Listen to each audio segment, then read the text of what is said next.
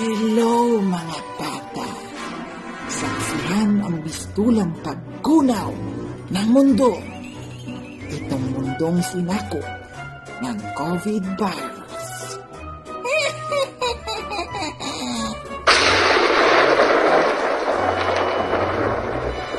Wala na tayong pagkain! Hindi ko na matitiis ito! Ah! Ang OA naman ninyo.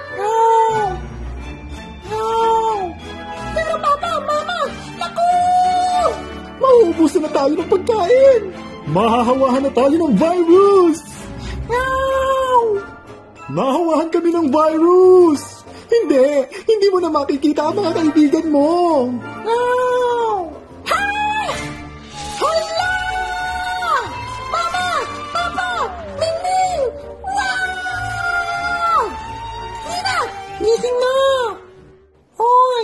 Gising na!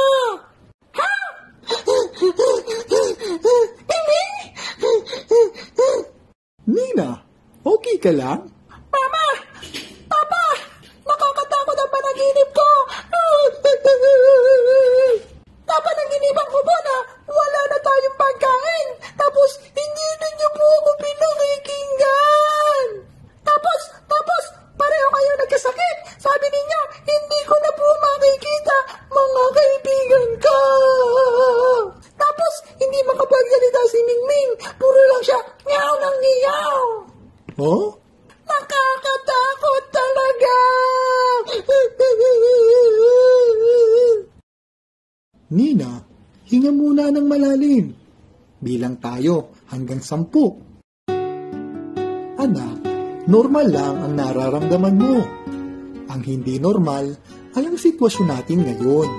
Ang virus at quarantine. Nakakabahala naman talaga. Ikaw rin, Papa? Oo naman. Minsan, mabigat din ang pakiramdam ko. Minsan, nakakalungkot isipin. Minsan, nakakagalit. Pero ano man ang nararamdaman mo, andito kami para sa'yo. Hindi ka nag-iisa. Tara, subukan nating tulungan ang isa't isa. Una, ayusin natin ang schedule natin para meron tayong routine. Dasal sa umaga at exercise. Pwede ka ring tumulong sa kusina. Pagkatapos ng almusal, magbasa tayo ng mga gusto mong libro. Tapos, laro tayo! Siyempre, pero pagkatapos na ng trabaho namin ni Mama, ha? At may oras din para matutong mag-drawing, kumanta, sumayaw. Ano mang gusto mong matutunan? Gusto kong mag-programming! Kung mapapalakas natin ang loob ng bawat isa, maaari nating mapuno ang bawat araw ng pag-asa. Okay? Okay! Salamat, Papa at Mama. Nakatulong po na kinausap ninyo ako. Tuwing nababahala ka o may gusto kang pag-usapan, nandito lang kami. Hay! Buti panaginip lang pala yun. Meow!